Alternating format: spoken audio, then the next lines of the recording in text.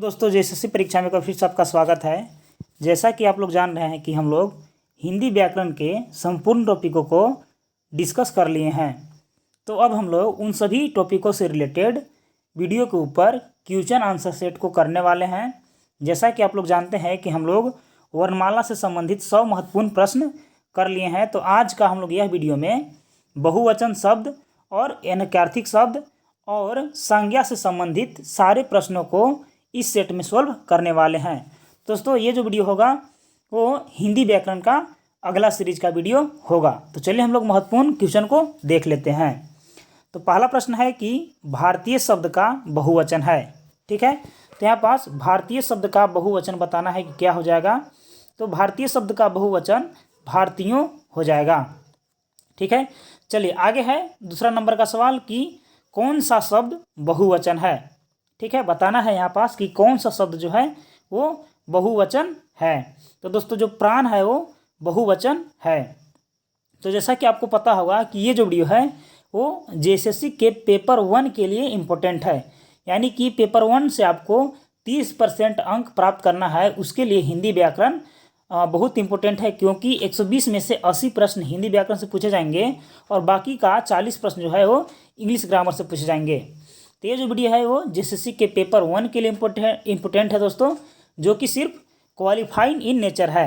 ठीक है, लेकिन हम लोग अगर बात करेंगे कि पेपर 2 और पेपर 3, तो पेपर 3 में जो सबसे ज़्यादा इंपॉर्टेंट दोस्तों जो आपका मेरिट ला सकता है वो है झारखंड सामान्य ज्ञान। ठीक है, तो चलिए हम लोग झारखंड सामान्य ज्ञान के लिए हम लोग कौन सा बुक प्रीफर करेंगे आज उसके बारे में डिस्कस कर लेते हैं। तो दोस्तों ये जो बुक होगा वो चक्षु पब्लिकेशन के द्वारा बनाया गया झारखंड संपूर्ण सामान्य ज्ञान का एक बुक है दोस्तों, जो कि जेएसएससी की एग्जाम पेपर 3 के लिए, यानी कि जिसमें झारखंड सामान्य ज्ञान से संबंधित 50 प्रश्न पूछे जाते हैं, उसके लिए ये बुक बहुत ही इम्पोर्टेंट और लाभदायक होगा दोस्तों। क्योंकि इसमें क्या है कि 3000 प्लस ऑब्जेक्टिव क्वेश्चन यहाँ पास दिया गया है। ये जो बुक होगा दोस्तों वो जेपीएससी, जेएसएससी या जेटेट या जेएसईआरसी या झारखंड एसआई के लिए बहुत ही इंपॉर्टेंट होने वाला है। तो चलिए हम लोग इस बुक के कुछ खासियत के बारे में जान लेते हैं कि आखिर इसका खासियत क्या क्या है। तो दोस्तों इस बुक में जो है झारखंड का संपूर्ण सिलेबस को कवर किया गया है। जैसे कि एक आध दो पॉइंट हम लोग जान लेते हैं। इसमें है झारखंड सामान्य ज्ञान का, यानी कि झारखंड का जो परिचय है उससे संबंधित है, और उसके आगे है आपस की झारखंड का इतिहास। ठीक है, फिर है झारखंड का मध्यकालीन इतिहास या झारखंड की आधुनिक इतिहास, यानी कि झारखंड का जितने भी प्रत्येक टॉपिक है, प्रत्येक टॉपिक को इस बुक में बहुत अच्छे तरीके से कवर किया गया है। यह जो बुक होगा इसमें लगभग 3500 प्लस क्वेश्चन होंगे, जो कि आने वाले जेएसएससी के किसी भी एग्जाम के लिए बहुत ही इंपॉर्टेंट होने वाला है। ठीक है, और इसमें यहाँ पर देख लीजिए कि यहाँ पास जो नई नई नीति भी लागू हुई है और जो नई नई करंट अफेयर्स भी है, कुछ कुछ उसको शामिल किया गया है। और यहाँ पर जो झारखंड में जितने भी महत्वपूर्ण उद्योग है या जितने भी प्रमुख योजनाएं हैं उन सभी के बारे में यहाँ पास डिस्कस किया गया है। आप सभी देख लेते हैं, यहाँ पास बहुत सारे, यानी कि जितने भी योजनाएं हैं सभी के बारे में इस बुक में आपको देखने को मिलेगा। और बाकी यहाँ पास झारखंड का बाकी यहाँ पास जनगणना के अनुसार है। फिर है समायिकी, यानी कि करंट अफेयर्स भी इस बुक में दिया गया है। ठीक है, तो चलिए हम लोग बुक का होम पेज के बारे में देख लेते हैं। तो यहाँ पास जैसे कि देख लेते हैं, बुक का हम लोग जो होम पेज में एंटर करेंगे तो यहाँ पास झारखंड का लोगों के बारे में बताया गया है। यानी कि इससे आपको पता चल जाता है कि ये जो बुक होगा दोस्तों हाल ही का छापा हुआ है। तो इस बुक को यदि आप लेना चाहते हैं तो आप हमारे डिस्क्रिप्शन में आप चेक कर सकते हैं। इसका लिंक डिस्क्रिप्शन में दिया हुआ है। ये जो बुक होगा दोस्तों वो बहुत इंपॉर्टेंट होने वाला है। आप इसका कुछ झलक यहाँ पास देख सकते हैं, तो डिस्क्रिप्शन में लिंक है, उससे आप चेक कर सकते हैं। ठीक है, चलिए हम लोग आगे देख लेते हैं।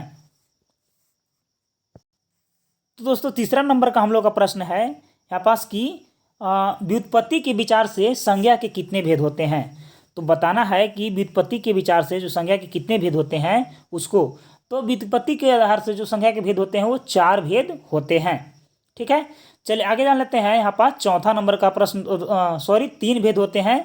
और यहाँ पास चौथा प्रश्न है कि अर्थ के विचार से संज्ञा के कितने भेद होते हैं। ठीक है, तो दोस्तों अर्थ के हिसाब से 5 भेद होते हैं और व्युत्पत्ति के हिसाब से 3 भेद होते हैं। ठीक है, अनकाउंटेबल नाउन, काउंटेबल नाउन और कॉमन नाउन। ठीक है, और यहाँ पास क्या है कि अर्थ के विचार से तो 5 भेद होते हैं। ठीक है, जिन संज्ञा के शब्दों से पदार्थों के नाप तोल का बोध होता है उन्हें क्या कहा जाता है, यहाँ पास बताना है आपको। ठीक है, तो इसे परिणामवाचक कहा जाता है। चलिए आगे हम लोग छठा नंबर का प्रश्न को देख लेते हैं।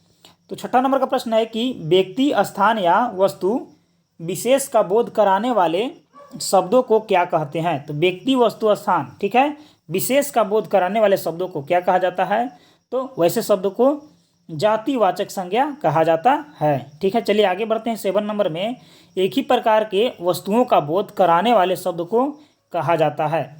तो एक ही प्रकार के वस्तुओं के बोध कराने क्या कहा जाता है, तो जातिवाचक। ठीक है, चलिए 8 नंबर है यहाँ पास कि स्त्रीत्व शब्द में कौन सी संज्ञा है। ठीक है, तो बताना है कि स्त्रीत्व शब्द में जो संज्ञा है उसे कौन सी है, तो भाववाचक संज्ञा है। आप हमारे चैनल के प्ले स्टोर चल जाइए या डिस्क्रिप्शन में जा सकते हैं, वहाँ पास जेएसएससी से रिलेटेड कोई भी विषय की जानकारी या वीडियो आपको उपलब्ध मिलेगी। ठीक है, चलिए आगे है 9 नंबर का प्रश्न यहाँ पास कि भाववाचक संज्ञा बनाइए। तो लड़का दिया गया है, लड़का का भाववाचक संज्ञा बनाना है। तो दोस्तों लड़का का भाववाचक संज्ञा हो जाएगा लड़कपन। ठीक है, चलिए आगे बढ़ते हैं 10 नंबर प्रश्न की ओर। निम्नलिखित में से संज्ञा शब्द का चयन कीजिए। ठीक है, संज्ञा शब्द का चयन करना है, तो इसका जो राइट ऑप्शन हो जाएगा वो हो जाएगा भूगोल। चलिए आगे बढ़ते हैं हम लोग 11 नंबर प्रश्न की ओर। तो दोस्तों 11 नंबर का प्रश्न यहाँ पास दिया गया है कि बुढ़ापा भी एक प्रकार का अभिशाप है। इस वाक्य में काले मोटे छपे शब्द की संज्ञा का भेद बताना है। तो इसका जो करेक्ट आंसर हो जाएगा वो हो जाएगा भाववाचक संज्ञा। निम्नलिखित में से कौन सा व्यक्तिवाचक संज्ञा है बताना है। तो दोस्तों जो यमुना है वो व्यक्तिवाचक संज्ञा है। ठीक है, क्योंकि यह किसी विशेष नदी का नाम है। चलिए आगे है 30 नंबर की मित्रता भाववाचक संज्ञा बनी है। ठीक है, मित्रता क्या बनी है, भाववाचक संज्ञा बनी है। तो किससे होकर के बनी है, तो ये जो है दोस्तों जातिवाचक संज्ञा से बनी है। चलिए आगे बढ़ते हैं हम लोग। तो 14 नंबर का प्रश्न है कि कौन सा शब्द जातिवाचक संज्ञा नहीं है। तो दोस्तों जातिवाचक संज्ञा जो नहीं है उसे हम लोगों को बताना है, तो है सुंदर। ठीक है, सुंदर जातिवाचक संज्ञा नहीं है। 15 है कि सचरित्रा। ठीक है, सचरित्रा किस मूल शब्द से बना है, इसको आपको बताना है। तो दोस्तों ये इसका राइट ऑप्शन हो जाएगा चरित्र। ठीक है, 16 नंबर का प्रश्न है यहाँ पास कि इनमें से व्यक्तिवाचक संज्ञा कौन सा है। तो व्यक्तिवाचक संज्ञा कौन सा है, तो ऑप्शन नंबर सी जो है दोस्तों वो व्यक्तिवाचक संज्ञा है। चलिए आगे बढ़ते हैं 17 नंबर प्रश्न की ओर। तो कौन सा शब्द भाववाचक संज्ञा नहीं है, बताना है कि कौन सा शब्द जो है वो भाववाचक संज्ञा नहीं है। तो मिठाई जो है वो क्या है, यहाँ पास भाववाचक संज्ञा क्या है वो नहीं है। आगे है यहाँ से कि निम्नलिखित में से कौन सा शब्द संज्ञा है। ठीक है, तो शब्द जो है वो संज्ञा है बताना है। तो क्रोध क्या है, संज्ञा है। 19 नंबर का प्रश्न है कि खेतों में चारों ओर हरियाली नजर आ रही थी। इस वाक्य में काले मोटे छापे शब्द की संज्ञा का भेद बताना है। दोस्तों 19 नंबर आंसर हो जाएगा इसका भाववाचक संज्ञा। 20 नंबर प्रश्न है कि कौन सा शब्द जातिवाचक संज्ञा नहीं है, तो बताना है कि जातिवाचक संज्ञा नहीं है। तो मीठा जो है वो जातिवाचक संज्ञा नहीं है। ठीक है, भाववाचक संज्ञा मीठा है। 21 नंबर का प्रश्न है कि कौन सा शब्द भाववाचक संज्ञा नहीं है। तो 21 का भी राइट ऑप्शन हो जाएगा सुंदर। ठीक है, चलिए आगे है भाववाचक संज्ञा छांटना है कि कौन सा जो है वो भाववाचक संज्ञा है। तो यहाँ पास जो भाववाचक संज्ञा दोस्तों वो है ऑप्शन नंबर बी यानी कि करुणा। ठीक है, दया। 23 नंबर का प्रश्न है यहाँ से कि जातिवाचक संज्ञा बताना है। ठीक है, बताना है कि कौन सा जो है वो जातिवाचक संज्ञा है। तो लड़का जो है जातिवाचक संज्ञा है। 24 कि शब्द के जिस रूप से एक या अनेक बोध होता है उसे क्या कहते हैं। तो उसे जो है दोस्तों वचन कहा जाता है। ठीक है, एक या अनेक मतलब नंबर का बोध होगा तो वचन कहलाएगा। निम्नलिखित में से कौन सा शब्द एक वचन नहीं है, तो बताना है कि जो शब्द एक वचन नहीं है वो कौन सा हो जाएगा। तो दोस्तों इसका जो करेक्ट आंसर हो जाएगा वो हो जाएगा ऑप्शन नंबर डी, समाचार जो है एक वचन शब्द नहीं है। 26 नंबर का प्रश्न है कि आंसू का बहुवचन क्या होगा। तो दोस्तों आंसू का जो बहुवचन होगा वो होगा आंसुओं। ठीक है, 27 नंबर का प्रश्न है कि यहाँ पास स्त्रीत्व शब्द का कौन सा संज्ञा है, बताना है कि स्त्रीत्व शब्द कौन सा संज्ञा है। तो भाववाचक संज्ञा है। चलिए आगे बढ़ते हैं हम लोग। तो 28 नंबर प्रश्न है आगे कि निम्नलिखित में से भाववाचक संज्ञा कौन सा है बताना है। तो 28 का राइट ऑप्शन हो जाएगा ऑप्शन नंबर ए, चतुरता। ठीक है। 29 अर्थ के विचार से संज्ञा कितने प्रकार के होते हैं। तो 29 का जो करेक्ट आंसर हो जाएगा वो हो जाएगा ऑप्शन नंबर बी, यानी कि 5 भेद अर्थ के हिसाब से होते हैं। निम्नलिखित में से कौन सा शब्द व्यक्तिवाचक संज्ञा है। तो बताना है यहाँ पास कि कौन सा शब्द जो है वो व्यक्तिवाचक संज्ञा है। तो इसका जो करेक्ट आंसर हो जाएगा 30 नंबर प्रश्न का वो हो जाएगा ऑप्शन नंबर सी, यमुना। ठीक है। चलिए आगे है कि कौन सा शब्द जातिवाचक संज्ञा नहीं है, उसे बताना है। तो जो शब्द जातिवाचक संज्ञा नहीं है वो है ऑप्शन नंबर सी, यानी कि सुंदर जो है जातिवाचक संज्ञा नहीं है। 31। ठीक है।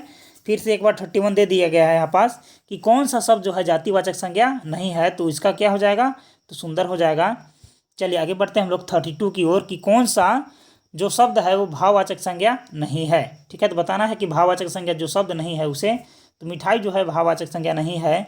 33 जातिवाचक संज्ञा बताना है कि कौन सा जो शब्द है वो जातिवाचक संज्ञा है। तो लड़का जो है वो जातिवाचक संज्ञा है। तो हम लोग फटाफट जो है लगभग 70 के आसपास प्रश्नों को करने वाले हैं। इसमें बहुवचन से संबंधित प्रश्न रहेंगे और अनेकार्थी शब्द से संबंधित प्रश्न रहेंगे और संज्ञा से संबंधित प्रश्न रहेंगे, जो कि आने वाले जीएसएससी के एग्जाम के लिए पेपर 1 के लिए बहुत इंपॉर्टेंट होगा। क्योंकि यदि पेपर 1 में ही आप पास होइएगा तभी पेपर 2 और पेपर 3 जांच किया जाएगा। तो पेपर 1 में कम से कम 30% मार्क्स आना बहुत इंपॉर्टेंट होने वाला है दोस्तों। 34 नंबर का प्रश्न है यहाँ पास कि देश की हानि जयचंदों से होती है, रेखांकित शब्द जो है यह कौन संज्ञा से लिया गया है, इसे बताना है। तो दोस्तों 34 का जो राइट ऑप्शन हो जाएगा उसे बताना है। तो उसका ऑप्शन हो जाएगा जातिवाचक संज्ञा। जयचंदो मने कि जो झूठे आदमी हैं उनके बारे में शो कर रहा है। 35 बुढ़ापा भी एक प्रकार का अभिशाप है, इस वाक्य में रेखांकित शब्द का संज्ञा बताना है। तो इसका जो संज्ञा हो जाएगा वो हो जाएगा भाववाचक संज्ञा। चलिए आगे बढ़ते हैं हम लोग 36 नंबर की ओर। तो 36 नंबर का प्रश्न है कि व्यक्ति वस्तु स्थान एवं भाव के नाम को क्या कहा जाता है। तो व्यक्ति वस्तु स्थान एवं भाव के नाम को दोस्तों क्या कहा जाता है, तो उसे जो है संज्ञा कहा जाता है। यहाँ पास है कि सतसई शब्द में कौन सा संज्ञा है। तो दोस्तों सतसई शब्द में जो संज्ञा है वो है समूहवाचक संज्ञा। चलिए हम लोग आगे बढ़ते हैं 38 नंबर प्रश्न की ओर। तो 38 नंबर का प्रश्न है पास की विजयिनी मानवता हो जाए, इस पंक्ति में रेखांकित शब्द संज्ञा बताना है। तो विजयिनी मानवता हो जाए इसमें बताना है। तो इसका जो करेक्ट आंसर हो जाएगा वो हो जाएगा ऑप्शन नंबर सी, यानी कि भाववाचक संज्ञा। 39 संज्ञा के संबंध में कौन सा कथन सत्य है। ठीक है। तो संज्ञा के संबंध में उपयुक्त में से सभी कथन है वो सत्य है, यानी कि संज्ञा विकारी शब्द है, सही है। संज्ञा व्यक्ति वस्तु स्थान का नाम है, सही है। भाववाचक संज्ञाओं के प्राय बहुवचन नहीं होते हैं, तो ये क्या है, सही है। 40 नंबर का प्रश्न है कि विजयदशमी शब्द में संज्ञा है। तो इसमें जो संज्ञा हो जाएगा दोस्तों हो जाएगा व्यक्तिवाचक संज्ञा। 41 भाववाचक संज्ञा का निर्माण इनसे होता है। तो भाववाचक संज्ञा का निर्माण जो है इन सभी से, यानी कि संज्ञा से, सर्वनाम से, क्रिया से, यानी कि सभी से होता है। 42 नंबर का प्रश्न है कि ममत्व में कौन सी संज्ञा का प्रयोग किया गया है। तो ममत्व में भाववाचक संज्ञा का प्रयोग किया गया है। चलिए आगे बढ़ते हैं हम लोग 43 नंबर का प्रश्न है कि रामचरितमानस में रचयिता गोस्वामी जी इस वाक्य में रेखांकित शब्द संज्ञा बताना है। तो इस वाक्य में जो रेखांकित शब्द संज्ञा हो जाएगा वो हो जाएगा व्यक्तिवाचक संज्ञा। Option number 1 is the correct answer of this question. 44 Bharat संयुक्त राष्ट्र संघ में शामिल है, इस वाक्य में रेखांकित शब्द की संख्या बताना है। तो इसका जो करेक्ट आंसर हो जाएगा दोस्तों हो जाएगा ऑप्शन नंबर डी, यानी कि समूहवाचक संज्ञा। आगे है यहाँ से फिर से वही प्रश्न था, तो आगे बढ़ते हैं हम लोग 45 नंबर प्रश्न की ओर की निम्नलिखित में समूहवाचक संज्ञा बताना है। तो इसका कौन सा आंसर करेक्ट हो जाएगा। तो इसका जो करेक्ट आंसर हो जाएगा वो हो जाएगा ऑप्शन नंबर डी, यानी कि इनमें से कोई नहीं। 46 कोयल है। तो कोयल क्या है दोस्तों बताना है। तो कोयल क्या है, तो भाववाचक संज्ञा है। चलिए आगे बढ़ते हैं 47 निम्नलिखित में से कौन सा व्यक्तिवाचक संज्ञा नहीं है। तो व्यक्तिवाचक संज्ञा नहीं है तो कौन है, औरत। औरत जो है दोस्तों वो व्यक्तिवाचक संज्ञा यहाँ पास नहीं है। चलिए आगे बढ़ते हैं हम लोग। तो इसके आगे है कि सुंदरता शब्द में संज्ञा है। ठीक है। तो सुंदरता शब्द में कौन सा संज्ञा है, तो भाववाचक संज्ञा है। 49 घरघराहट शब्द में कौन सी संज्ञा है, घबराहट। तो घबराहट में जो है वो भाववाचक संज्ञा है, यानी कि इनमें से कोई नहीं। ठीक है। भूकंप में संज्ञा बताना है कि भूकंप में कौन सा संज्ञा है, तो ये भाववाचक संज्ञा है। ठीक है। चलिए आगे बढ़ते हैं 51 नंबर का प्रश्न है कि निम्नलिखित में से व्यक्तिवाचक संज्ञा बताना है कि व्यक्तिवाचक संज्ञा जो है वो कौन हो जाएगा। तो यहाँ पास जो व्यक्तिवाचक संज्ञा हो जाएगा वो हो जाएगा महेंद्र। 52 नंबर प्रश्न है, निम्नलिखित में से कौन सा द्रववाचक संज्ञा नहीं है। तो द्रववाचक संज्ञा नहीं है यानी कि जिसे मापा या तौला नहीं जाता है वो नहीं है, तो घड़ी जो है वो द्रववाचक संज्ञा नहीं है। आगे है 53 कि माता शब्द से बने भाववाचक संज्ञा का सही विकल्प चुनना है। तो माता शब्द से कौन सा बनता है, तो माता से मातृत्व बनता है। चल आगे बढ़ते हैं हम लोग। तो आगे है यहाँ पास 54 पंडित शब्द में भाववाचक संज्ञा का सही विकल्प बताना है। तो यहाँ पास ऑप्शन जो दिया गया है वो क्या हो जाएगा, तो पंडित से भाववाचक क्या बनेगा उसको बताना है। तो ऑप्शन नंबर बी जो है करेक्ट हो जाएगा। आगे है 55 की निम्नलिखित में से कौन सा द्रववाचक संज्ञा है। तो दोस्तों जो द्रववाचक संज्ञा हो जाएगा वो हो जाएगा ऑप्शन नंबर डी यानी कि पानी। आगे है यहाँ से कि भाववाचक संज्ञा बताना है कि भाववाचक संज्ञा आखिर कौन हो जाएगा। तो यहाँ पास जो भाववाचक संज्ञा हो जाएगा वो हो जाएगा लड़काईपन। ठीक है, चलिए आगे बढ़ते हैं। तो आगे है 57 नंबर का प्रश्न यहाँ पास कि निम्न में से कौन सा संज्ञा है। ठीक है, तो बताना है कि कौन सा जो है वो संज्ञा है। तो क्रोधी जो है संज्ञा है। 58 नंबर प्रश्न है कि राष्ट्र की भाववाचक संज्ञा है। तो राष्ट्र की भाववाचक संज्ञा क्या हो जाएगा, तो राष्ट्र की जो भाववाचक संज्ञा हो जाएगा वो हो जाएगा यहाँ पास राष्ट्रीय। ठीक है, चलिए आगे है कि आपका घर जिस शहर में है उस शहर का नाम संज्ञा का कौन सा भेद सूचित करता है। तो ये जो है भाववाचक संज्ञा करता है। चलिए आगे बढ़ते हैं। आपस आगे है कि सॉरी दोस्तों, इसका जो संज्ञा हो जाएगा वो हो जाएगा व्यक्तिवाचक संज्ञा, और इसका जो हो जाएगा वो हो जाएगा राष्ट्रीयता। चलिए आगे बढ़ते हैं हम लोग।